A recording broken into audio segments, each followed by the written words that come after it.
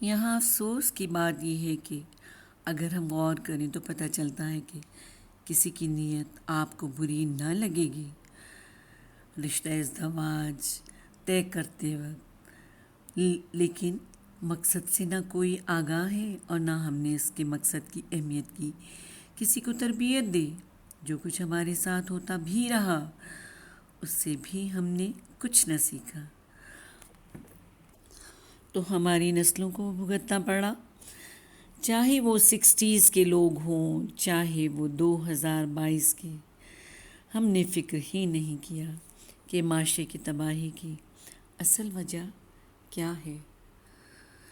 جو 60s کے لوگوں کے مسائل تھے، جو اس ٹائم کی، اس وقت کی جب کہ اتنا ترقی یافتہ دور نہ تھا، اس وقت کے جو مسائل تھے، اس وقت کے جو ماحول کا حساب تھا، اس رشتہ ازدواج کے ساتھ جو رشتے منسلک تھے وہ کیا رول ادا کر رہے تھے، یا اس رشتے میں جو منسلک ہوئے یعنی میاں بیوی جو بنے، انہوں نے ماں اور باپ بننے کے وقت کیا رول ادا کرنا تھا۔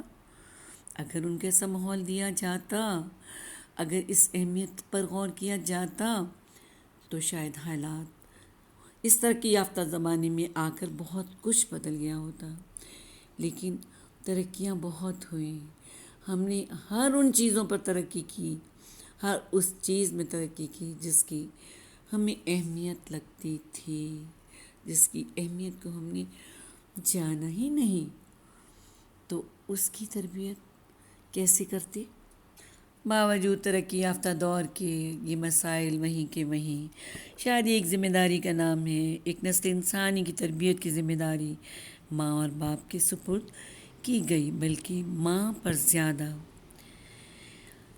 کبھی غور کریں کہ ایک اسکول ایڈمیشن ہم نے بچے کا کروانا ہوتا ہے تو اس طرح ہم ایجوکیشنل سینٹرز کے یا ان اداروں کے بارے میں نالج لیتے ہیں، پھر بھی ہمیں تسلی نہیں ہوتی، خوب سے خوب تر کی تلاش کرتے ہیں، اسٹینڈرڈ دیکھا جاتا ہے، بچے کا رجحان دیکھا جاتا ہے کہ بچے کی ایبلٹی کس سبجیکٹ میں زیادہ ہے، کس جگہ یہ اس کی تعلیم زیادہ اچھی ہو سکتی ہے۔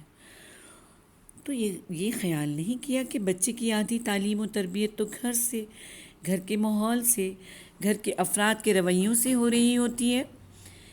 اس کو اتنا اگنور کر دیا کیونکہ جن کو یہ ذمہ داری اللہ نے دی ہے، ماں اور باپ کے درجے سے نوازا ہے، ان کی تو ڈائریکشن ہی ڈائیورٹ کر دی گئی ہے۔ تمام کام زیادہ اہم ہیں سوائے اس کام کے بچوں کی تربیت کے، اور ان کو تمام لوگوں کے رویوں اور تلخ حقیقتوں میں ایسا جکڑ دیا جاتا ہے کہ پھر وہ بھی اپنی ذمہ داری بھول کر اس جنگ کے حصے دار بن جاتے ہیں۔ ساری گھر کی ذمہ داری تو اس آنے والی عورت کے اوپر ڈال دی جاتی ہے، یا اس شوہر کے، یعنی اس میاں بیوی میں سے دونوں پر ذمہ داریاں باقی تو ساری پوری کرنی ان کے لیے ضروری ہے، لیکن جو ان کی اپنی ذمہ داری ہے اس کے لیے نہ کوئی ان کو سکون کا ماحول دیا جاتا ہے اور نہ انہیں احساس دلایا جاتا ہے کہ آپ کی ذمہ داری سب سے بڑی یہ ہے کہ آپ نے اس اولاد کو تربیت دینی ہے اور اس کو ایک کامیاب انسان بنانا ہے۔ یہ اللہ نے آپ پر ذمہ داری ڈالی ہے۔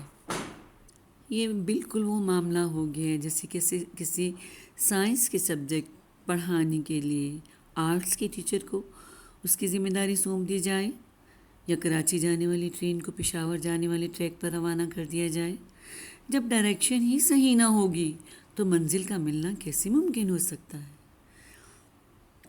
بیاپا کی بھی نیت تو کوئی غلط نہ تھی، نیت تو بہت اچھی تھی کہ انہوں نے اپنی بڑی بھابھی کے طور طریقے اور عادات کو دیکھتے ہوئے یہ سوچا کہ میری بھائی کے لیے ان کے خاندان میں سے دیکھ لیتے ہیں، تو وہ اچھا ہی سوچ کے کیا کہ چلیں ان کے خاندان سے دیکھ لیتے ہیں، لیکن سارے ہی اس میں بڑے بھی شامل، یعنی ثریا بیگم بھی، سب اس میں اس چیز میں برابر کے شامل ہو گئے، سب کی رائے مل گئی، ایک ہو گئی۔ یہ نہ جانا کہ آیا میچ آپس میں طبیعتیں بھی ہوں گی یا نہیں ہوں گی، یا وہ کس عادات کی مالک ہے، یعنی بغیر دیکھے سوچے سمجھے بس جی لڑکی اچھی ہے اور رشتہ طے کر لیا، خاندان اچھا ہے۔ یہ کرائٹیریا تو نہیں نا۔ جن لوگوں نے پوری زندگی گزارنی ایک سائن کرنے کے بعد اللہ تعالیٰ کو حاضر و ناظر جان کر یہ رشتہ ازدواج میں منسلک ہونا ہے، وہ تو پوری زندگی کے لیے بن گئے، اور پوری زندگی گزارنا ایک انجانے انسان کے ساتھ، دونوں طرف سے، لڑکا اور لڑکی دونوں طرف سے، یہ جانچے بغیر کیا عادتیں مل جائیں گی، کیا ایک دوسرے کو سمجھ پائیں گی، یا ہم انہیں ایسا ماحول دے پائیں گے کہ اگر ان کو کوئی پرابلم ہوئی یا ان کو آپس میں سمجھنے یا سمجھانے میں کچھ ایسا ہو تو ہم بھی ساتھ ہیں۔ ایسا تو کچھ بھی نہیں تھا، یہ تو صرف ایک مقصد یہ تھا کہ بس شادی ہو جائے، رشتہ طے ہو جائے۔ کیا ہے اس کی بات، کیا ہونا ہے اور کیا بہترین رہے گا یا نہیں رہے گا، ایسی کوئی سوچ نہ ان کی تھی، نہ ان کے بڑوں کی تھی، اور نہ شاید آگے بھی کہیں نظر آتی ہے۔ انہی ہماری لاپرواہیوں نے آج معاشرے کو اس نہج پر پہنچا دیا کہ شادی کرتے وقت زیوم کر لینا، جب آپ کی مرضیاں ہوں تو جہاں سب ٹھیک ہو جائے گا، شادی ہوگی تو ٹھیک ہو جائے گا۔ وہ شادی کوئی اللہ دین کا چراغ تو نہیں کہ بغیر سوچے سمجھے کر دیں اور سوچ لیں رزلٹ کہ سب ٹھیک ہو جائے گا۔ اللہ نے عقل دی، شعور دیا اور سب کچھ بتا دیا کہ آپ ایک دوسرے کو پسند بھی کر سکتے ہیں، پسند شامل ہونی چاہیے، یہ بھی سوچ سکتے ہیں، دیکھ کر پتہ کر سکتے ہیں کہ آیا طبیعتیں کیسی ہیں، ہم ایک دوسرے کے ساتھ گزارا ہو سکتا ہے، یا گھر والے جنہوں نے ساروں نے اپنے بھی روپ ڈالنے ہوتے ہیں، کیا گزارا کر سکتے ہیں، کیا ان کو زندگی گزارنے میں فیور دے سکتے ہیں۔ کتنی زندگیاں ہماری لاپرواہیوں کی نظر ہو رہی ہیں یا ہو گئیں۔ پرانا دور تھا یا آج نیا ترقی یافتہ، اس سے کچھ فرق نہ آیا کیونکہ ڈائریکشن ہی غلط اختیار کی۔ رحمان کے اپنے بچوں کی کیا تربیت ہوئی، کیا دونوں میاں بیوی وہ کر سکے تربیت؟ اس ماحول میں رہتے ہوئے کیا وہ ان کو بااعتماد بہترین انسان بنانے میں کامیاب ہو سکے یا نہیں، یا انہوں نے رشتہ ازدواج میں بندھ کر کوئی زندگی کی کامیابی حاصل کی یا نہیں، یہ بھی وقت نے بتا دیا۔ لیکن قصوروار کون؟ جس نے رشتہ کرنے کا مشورہ دیا، یا جنہوں نے بغیر سوچے سمجھے ہاں کر دی، یا رحمان نے ذمہ داری کو محسوس کیا، کیونکہ ذمہ داری کا احساس تو بڑوں کو نہ تھا تو ان کو کیا ہوتا۔ ان سب حالات سے گزرتے ہوئے رحمان صاحب سمیت ان کے دوسرے بہن بھائیوں کے بچے بھی جوان ہو گئے۔ ثریا بیگم بھی اس جہان فانی سے کوچ کر گئیں۔ جو جوائنٹ فیملی سسٹم تھا وہ بھی سب بھائی اپنی اپنی فیملیز کے ساتھ الگ الگ گھروں میں شفٹ ہو گئے۔ احسان بھائی جو سب سے بڑے بھائی تھے، ان کے بچوں کی شادیاں ہونے لگیں۔ احسان بھائی کے 3 بیٹے اور 2 بیٹیاں تھیں۔ بیٹیوں کی شادیاں پہلے ہی ہو چکی تھیں کیونکہ بیٹیاں بڑی تھیں۔ ایک بیٹے کی شادی بھی ہو چکی اور دوسرے بیٹے کی سلمان کی شادی ہو رہی تھی۔ صلاح الدین صاحب کا پورا خاندان اکٹھا تھا، یعنی ماشاءاللہ پھوپھیاں بھی اور چچا بھی اور سارے اکٹھے تھے۔ خوب گہما گہمی، کیونکہ سلمان کی شادی ہو رہی تھی، یعنی بڑے بھائی احسان بھائی کے بیٹے سیکنڈ والے بیٹے کی شادی۔ گہما گہمی، ڈھول کی تھاپ پر تالیوں اور گانوں کی آوازوں سے پورا گھر تو کیا باہر والے لوگ بھی آوازوں سے محظوظ ہو رہے تھے۔ احسان صاحب اور ان کی مسز شادی کے دوسرے کاموں میں مصروف، وہ اس بار رونق محفل میں موجود نہ تھے۔